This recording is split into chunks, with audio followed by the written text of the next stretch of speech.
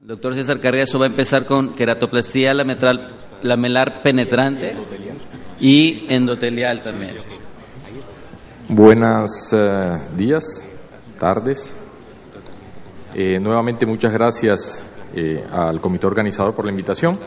Yo ayer tuve la oportunidad de presentarles una charla del uso del excimer láser, no el femtosecond, sino el excimer láser como herramienta terapéutica en el trasplante de córnea.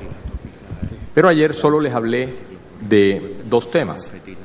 Uno, les decía, sobre la queratoplastia lamelar y otra que fue la queratoplastia lamelar perforante, y hoy les voy a hablar de queratoplastia endotelial. Pero para los que no estuvieron, este es un sistema, es un software de ablación que permite escogerlo y uno seleccionar qué tipo de queratoplastia quiere hacer. Todo es basado en la paquimetría, no en la topografía de los pacientes. Las queratoplastias lamelares las usamos principalmente en queratocono. Como pueden ver acá, estos son mapas de queratocono, en donde uno en las mismas máquinas, en las cámaras Chamfer, uno exporta la foto del paciente y esta foto del paciente nos muestra en qué nivel está la punta del cono, la parte más delgada. Para esta información dársela al software que desarrollamos, y ese software estar integrado en un excimer láser. En este momento trabajamos con el Amaris de la casa Schwind, que es el que nos permite, a través de una memoria, uno lo introduce en el láser, uno escoge el paciente, como pueden ver acá, y exporta al software del láser para seleccionar qué quiere hacer. Entonces uno le dice al software, bueno, quiero hacer una queratoplastia lamelar de 8 milímetros, quiero dejar 100 micras en la cara posterior. Todo se hace como cuando usted planea una cirugía refractiva. Acá lo que hacemos es planear una queratoplastia. El láser lo que va a hacer es remover la cara anterior de la córnea, guiado por la información de la paquimetría que le están dando. Entonces, aquí pueden ver, una vez tenemos esa información introducida en el aparato, obtenemos el donante. Siempre obtenemos primero el donante porque no me gusta esperar mucho tiempo para poner el injerto porque la interfase se puede ensuciar. Entonces, como sabemos que vamos a hacer queratoplastia lamelar, obtenemos el donante al cual le quitamos con azul tripano muy fácilmente y procedemos a ir al láser. En el láser usamos siempre una mascarita, un anillo, para que al tener el anillo, el láser, como es un fly spot, pegue en la base y pueda generar un corte vertical en la periferia. El láser entonces va a quitar más tejido, como ya tiene la información del paquímetro, más acá o más aquí, y de esa manera va a dejar una cama conocida, lo que la cama estromal posterior, y luego ponemos un injerto. Esto lo voy a pasar rápidamente porque lo presenté ayer, es para mostrarles cómo el láser trabaja en estos casos, va ablacionando más en la periferia que en el centro, protegiendo la punta del cono. Si ustedes ven, aquí está la punta del cono, y dejando un lecho conocido que posteriormente va a recibir el injerto donante. Aquí pueden ver que no es un láser inteligente, es una ablación inteligente que va a proteger la punta del cono, ¿sí? Una vez ablaciona todo y llega a la punta del cono, entonces ya cuando tiene todo en el espesor del cono, sigue de manera planar para llegar al estroma que uno quiera, 100 micras posteriores. Ayer les decía que los resultados visuales son muy buenos, muy similar a la queratoplastia lamelar profunda, donde se deja solo la Descemet, y el temor de todos nosotros cuando escuchamos estas charlas es el endotelio. El endotelio hay una pérdida entre 10 y un 14%. Las complicaciones también les decía que basadas en esta complicación de la perforación, aquí ustedes ven cómo va a perforar. Mire que yo estoy preparado para la perforación, porque tenemos que ir lo más profundo porque son queratoconos muy avanzados. Los que tratamos son queratoconos con hidrops, queratoconos muy avanzados, y luego simplemente uno, en estos casos de las microperforaciones, a diferencia de las queratoplastias lamelares manuales, en donde si usted perfora tiene que abortar generalmente el procedimiento, acá no, acá simplemente uno hace una paracentesis, coloca una burbuja de aire, coloca el injerto y los resultados son muy buenos. En el área donde tenemos la microperforación, simplemente se ve una pequeña cicatriz posterior, pero que no afecta, nunca la microperforación es en el centro del eje visual, generalmente es periférica o en la base del cono. Entonces, con esto ponemos el injerto y el procedimiento sigue común. Esto abrió una puerta a nosotros y es la queratoplastia lamelar perforante. Entonces, todos estos casos que anteriormente no podíamos hacer, hoy los hacemos. Entonces, hasta aquí, esta es la queratoplastia lamelar que hacemos. Pero hemos visto que a raíz de que el injerto no cae porque hay 100 micras posteriores, hemos decidido en algunos casos, en los más malos, perforar en la periferia para que el injerto pueda caer lo suficiente. Van a ver acá, simplemente extasiamos aquí con el mismo láser y ese injerto permite que el donante pueda coaptar mejor y tener una superficie mucho más regular. Esto lo hemos llamado queratoplastia lamelar perforante porque buscamos la perforación en los casos con hidrops, con casos muy avanzados en donde la periferia de la córnea es muy delgada. Esta tecnología abre una puerta inmensa. Estos son pacientes que hacerle una queratoplastia lamelar manual es muy riesgosa y generalmente termina en queratoplastias penetrantes. Con estas tecnologías se hace reproducible poder hacer estos casos y generar en estos pacientes una mejor calidad de vida al tener la recuperación visual. Aquí les voy a mostrar rápidamente, al final voy a pasarlo rápido para que ustedes vean la microperforación. Ya una vez, esto tiene fluoresceína para que puedan ver. Ven, acá yo estoy microperforando en la periferia, son unos puntos intermitentes para que me permita que el injerto caiga como una queratoplastia penetrante.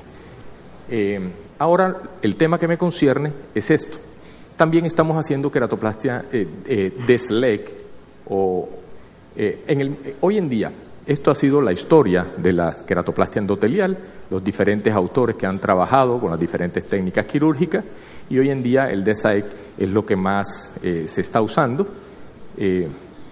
Y si lo vemos acá, aquí vemos cómo se empezó trepanando en el estroma, luego pasamos a este estado y ahora estamos en el DESAEC, que es con microquerátomo, y esa es principalmente la técnica que más se usa.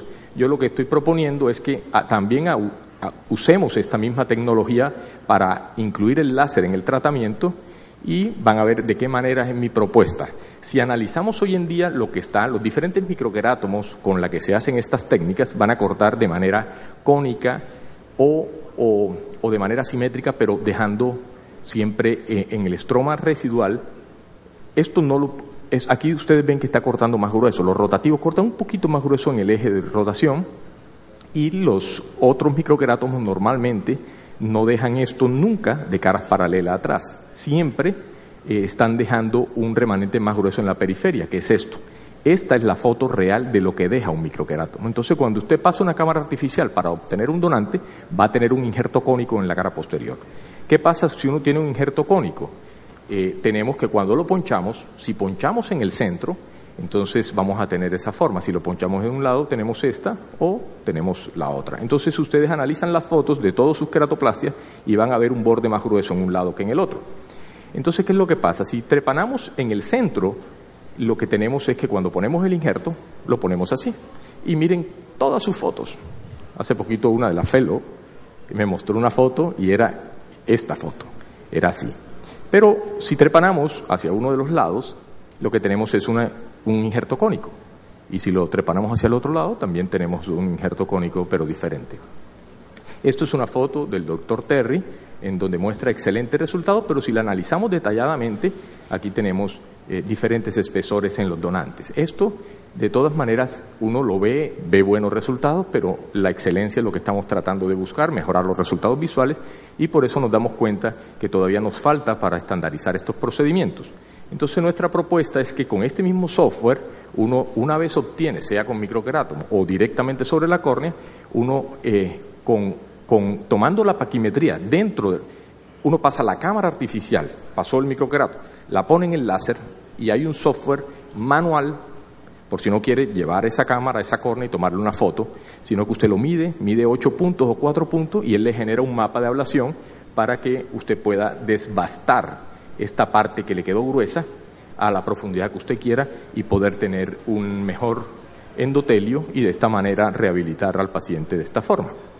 Este es el software relativamente nuevo que se ha hecho dentro del PALC, en donde uno puede manualmente hacerlo. O sea, usted pasa su camarita artificial debajo del láser, mide y alimenta el software y simplemente usted puede regularizar estas cosas. Esto también va a servir mucho para el tema de los queratoconos, porque vamos a poder tratar de desbastar un poco o quitar más tejido donde uno quiera o en la parte donde uno no lo necesite. Aquí ven cómo el láser, esta es la cámara artificial, y cómo el láser está desbastando. Generalmente desbasta mucho más la periferia, que como les digo, es la más gruesa. Entonces uno toma 4 puntos, toma aquí, toma acá, si lo quiere hacer manual. Si no, esta misma foto, usted la previamente, antes de pasar el microqueratomo, le toma un Sirius o un Galilei, dependiendo la cámara que tenga, y le da la información al aparato para que lo pueda hacer. Entonces, en conclusión, esto es lo que queremos lograr y creemos que con esta tecnología lo podemos hacer. DESAEC por DESLEC o como lo quieran llamar. En conclusión, tenemos que con esta tecnología de Excimer láser guiado por la información paquimétrica, podemos hacer queratoplastia lamelar, podemos hacer queratoplastia lamelar penetrante y podemos en este momento trabajar también en queratoplastia endotelial para generar unos mejores resultados. Muchas gracias por su atención. César, la que pusiste en medio, que hablaste de la lamelar penetrante, ¿no se te hace más sencillo devastar un poquito más la cara cóncava de la córnea con el excimer láser para que quede al mismo nivel? Si le quitas 100 micras, pues le quitas otros 50, otros 100 y ya te va a quedar al mismo nivel, en vez de hacer eso. Sí, Pepe, mira, en esto uno no, como médico, uno dice la idea, ¿verdad? La idea mía era esa, ablacionar más en la periferia, por si hay una microperforación, sea periférica y no en la base del cono. Pero no he podido con la compañía que ellos puedan entender que eso es lo que nosotros queremos, porque ellos tienen una regulación de seguridad. Entonces ellos no pueden arriesgarse a que tú perfores un paciente porque mañana lo puedes demandar. Entonces lo que no hemos podido lograr es que ellos entiendan que necesitamos perforar en la periferia. Entonces lo que yo estoy haciendo ahora es un anillo independiente del software y después que termino la ablación perforo en la periferia. Ahora, cuando han visto estos resultados, ya están aceptando, pero lo ideal es eso, es llegar a 50 y parar en la microperforación si es posible, o perforar en los casos. Estos casos que yo microperforo son casos muy extremos porque la periferia es muy delgada.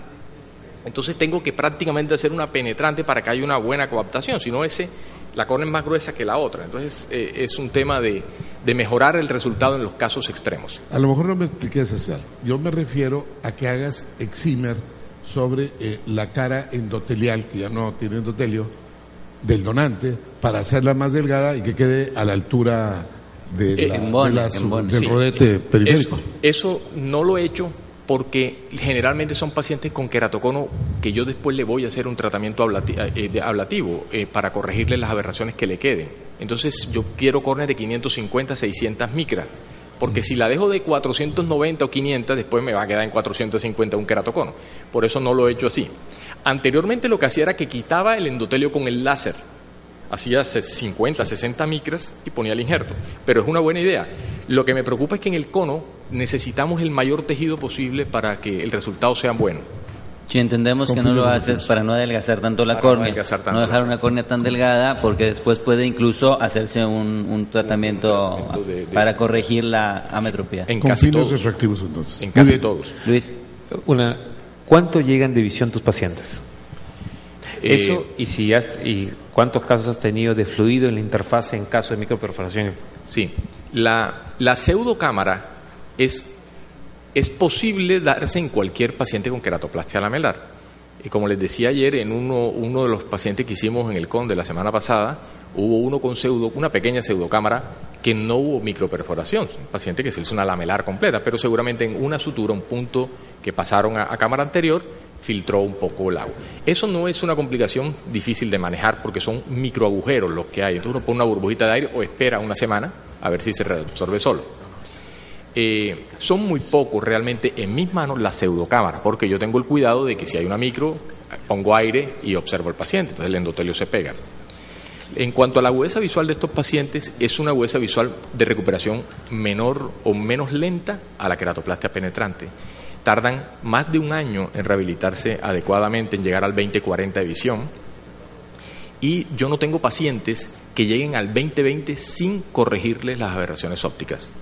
todos estos pacientes al año y medio o a los 2 años es cuando le corrijo las aberraciones ópticas, porque son pacientes muy deteriorados en la estructura periférica. Los pacientes que llegan a 20/20 de visión o no son queratoconos, o son gente muy joven, o son pacientes en que el queratocono es incipiente, tiene una buena estructura, o pacientes con queratotomía radial ectásica, incisiones en el eje visual, que tienen una periferia muy buena. Por eso yo siempre he dicho que el queratocono, el comportamiento del cono en queratoplastia lamelar es diferente al de cualquier otro tipo de paciente. Los otros pacientes con lamelares llegan a excelente agudeza visual, el cono es más difícil por la periferia. Mi teoría es que es la periferia, porque ya descarté la interfase, porque la interfase es igual a un LASIK, a un LASIK. Entonces la interfase no es, porque es una interfase con láser, además este láser pule al final y deja eso como un espejo. Y el donante no tiene endotelio, o sea que es una interfase muy buena. Tampoco tenemos lo que antes había, ditritos, cuerpos extraños, esas cosas que quedaba horrible, y tampoco tenemos las irregularidades de espesores de la cara posterior. Entonces, ¿qué nos queda? La estructura de base donde se aguanta el injerto, y ese es el problema del queratocono, que el injerto puede estar, está agarrado de una estructura débil. Entonces, han salido ideas como hacerle crosslinking a la periferia, pero para mí, yo con los resultados, con entrar bastante, los resultados son excelentes.